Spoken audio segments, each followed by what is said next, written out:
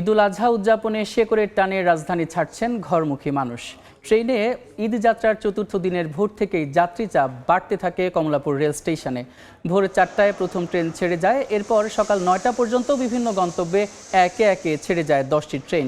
এর মধ্যে ধূমকেতু এক্সপ্রেস বাদে বাকি ট্রেনগুলো নির্ধারিত সময়ে ছেড়েছে। ভোগান্তিহীন ঈদযাত্রায় খুশি যাত্রীরা।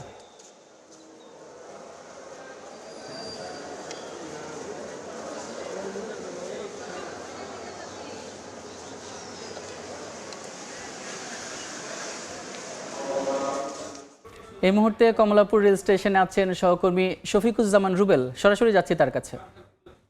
রুবেল,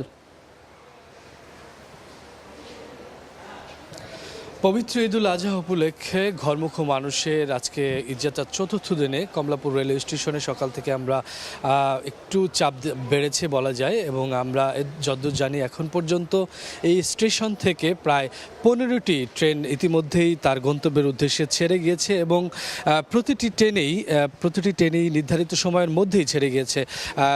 2-4-10 মিনিট এদিক ওদিক হয়েছে, কিন্তু শিডিউল বিপর্যয়ের যে বিষয়টি সেটি কিন্তু এখন পর্যন্ত ঘটেনি। এবং আপনারা জানেন যে আজকের দিনের নিয়ে চতুর্থ দিনের মতো কিন্তু ঈদযাত্রা শুরু হয়েছে, এবং পবিত্র ঈদুল আজহা পালন করার জন্য, উদযাপন করার জন্য পরিবার পরিজনের সাথে কিন্তু ঈদ পালন করতে রাজধানী থেকে নগরবাসী ইতিমধ্যেই রাজধানী ছাড়ছেন, এবং অনেকে আপনারা দেখতে পাচ্ছেন যে খুব আগে ভাগেই যাতে বাড়িতে পৌঁছতে পারেন, এবং নারীর টানে, শেকড়ের টানে প্ল্যাটফর্মে কিন্তু অপেক্ষা করছেন, এবং আগে ভাগেই তারা এসছেন।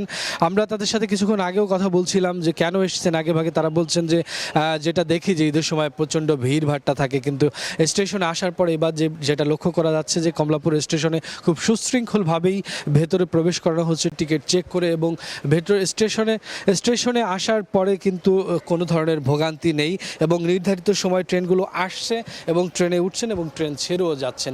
সব মিলিয়ে স্বস্তি এখন পর্যন্ত। ঈদযাত্রা সকলেই সন্তুষ্ট, পরিবারের সাথে ঈদ উদযাপন করতে যাবেন সেটা খুশি, এবং এই যে ভোগান্তিহীন ঈদযাত্রাটা অব্যাহত থাকুক সেই প্রত্যাশা সকলের। সব মিলিয়ে কমলাপুর রেল স্টেশন থেকে এই ছিল এই মুহূর্তে। ঈদযাত্রার খবর জানাতে কমলাপুর রেল স্টেশন থেকে যুক্ত ছিলেন সহকর্মী রুবেল।